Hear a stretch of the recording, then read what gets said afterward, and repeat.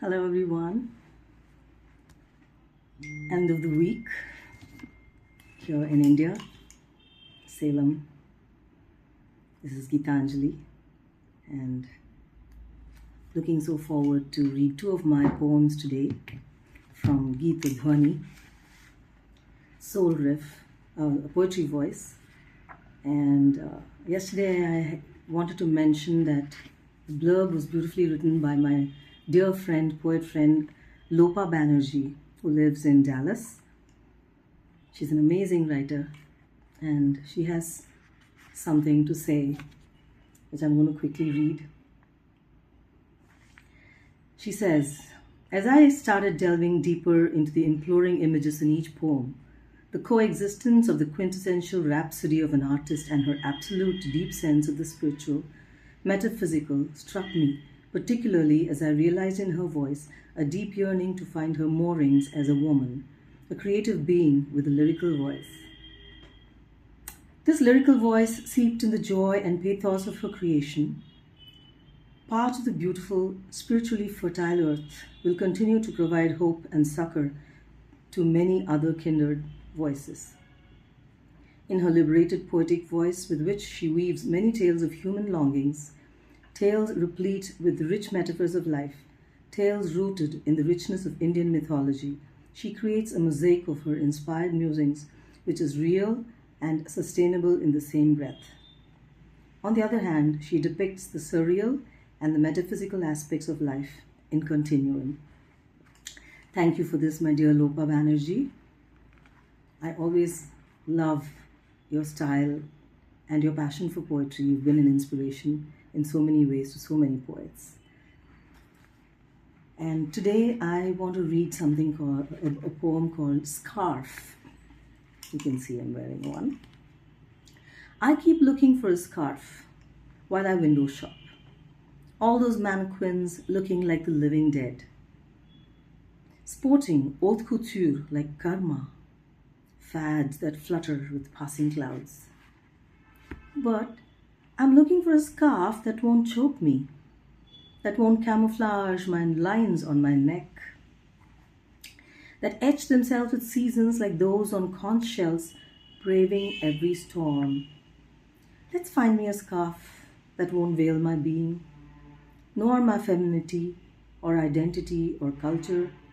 Let's look for that one scarf that would carry its own fragrance, of loving fingers that designed it and wove it into it to translate a tapestry of journeys we earthlings have made through aeons on this very soil. With wisps of adventure, triumphs, failures, and struggles, like frisons waving out gleefully, reminding me of friends I've made through births, who keep encountering me through different clouds, splashing fresh colors like batik prints. Looks like I'll find my scarf. I just knit it myself with my words, simple and plain as that, and not costing me my ego. Here is my scarf.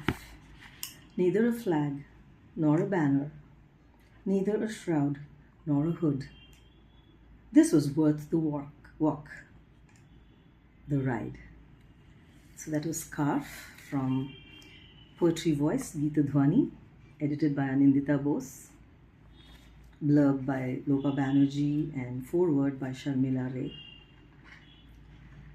This comes from the segment Sprinkle of Love, one of the segments of the book. The next one I'd like to read is Spring Around the Bend. Like I told you yesterday, this particular poetry book has some beautiful, beautiful artwork by my dear and beloved Didi from Canada, Peminagdi. She paints so beautifully, and her paintings evoke a lot of muses for me. So this time I chose this poem, Spring Around the Bend. Crepuscular tinders sparkle in the winter haze, leaving signatures of fireflies on twigs, pirouetting towards distant wisps that have already huffed and puffed, carrying banters of the hearth, where bakes homeliness in the dough kneaded with deepest affection, by gnarled and wrinkled hands that have seen generations take birth and pass on. A crust of nostalgia floating away through the chimney in vanilla twirls. A mantelpiece smiling perennially, holding frames of sepia yesteryears. Autumn leaves burnished with soothing and mellow winter sun. Trap smiles in their veins, fulfilled by having let themselves go in a free fall to the ground. Soft laughter hushed through closed windows, jealously guarding the warmth of crackling embers. As the red cardinals and robins tweak their songs of old world charm, echoing a nightingale that waits patiently in the hedges. For spring ballets around the bend, in pollen, anchored on butterfly wings. For here, under this roof, the door is always ajar, where vases wait for bouquets to spread their fragrance.